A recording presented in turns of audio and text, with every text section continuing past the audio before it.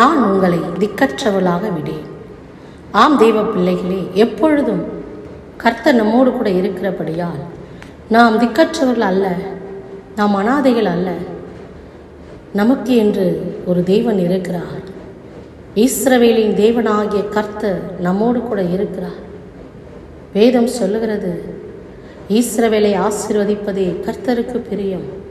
ஆம், அவரை அப்பா பிதாவே என்று கூப்பிடுகிற அத்தனை பேருக்கும் அவர் அரணாய், கோட்டையாய், துருகமாய், பாதுகாப்பாய் தேவன் இருக்கிறார்.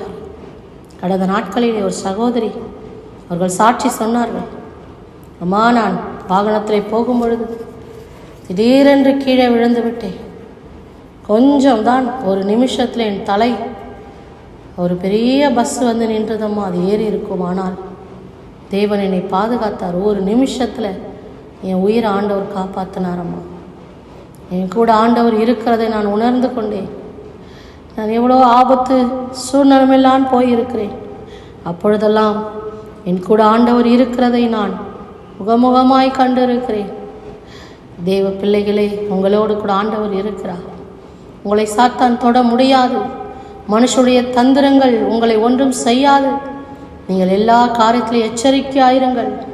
உங்கள் பிள்ளைகளுக்கு கற்றுக் கொடுங்கள். ஏசப்பாவிடத்தில் ஜெபம் பண்ணு, ஏசப்பாவிடத்தில் கேளு. ஏசப்பா நமக்கு செய்வார் என்று விசுவாசத்தை உங்கள் பிள்ளைகளுக்கும் நீங்கள் கற்றுக் கொடுங்கள். உங்கள் குடும்பத்துக்கும் அவரே தலைவன், அவரே உங்களுக்கு துணையாயிருப்பார். நீங்கள் திக்கற்றவர்கள் அல்ல, நீங்கள் வெறுமையானவர்கள் அல்ல.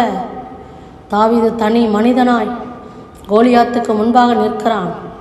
ஆனால் வேதம் சொல்லுகிறது, அவனோடு கூட கர்த்தர் இருந்தார். ஹல்லேலூயா.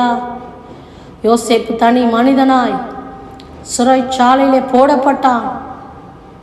என்ன ஆச்சரியம்! கர்த்தர் அவனோடு கூட இருந்து அவனை சிறைச்சாலைக்கு அதிபதியாய் மாற்றினார். ஏன்? அந்த எகிப்து தேசம் முழுவதுக்கும் அவனை அதிபதியாய் மாற்றினார். உங்களோடு கூட கர்த்தர் இருந்தால் எந்த சத்ருவும், எந்த பொல்லாத மனிதர்களும் உங்களை ஒன்றும் செய்ய முடியாது. எல்லாவற்றிலும் கர்த்தர் உங்களுக்கு அரணாய், கோட்டையாய், துருகமாய், பாதுகாப்பாய் இருப்பார். ஆமென். God bless you.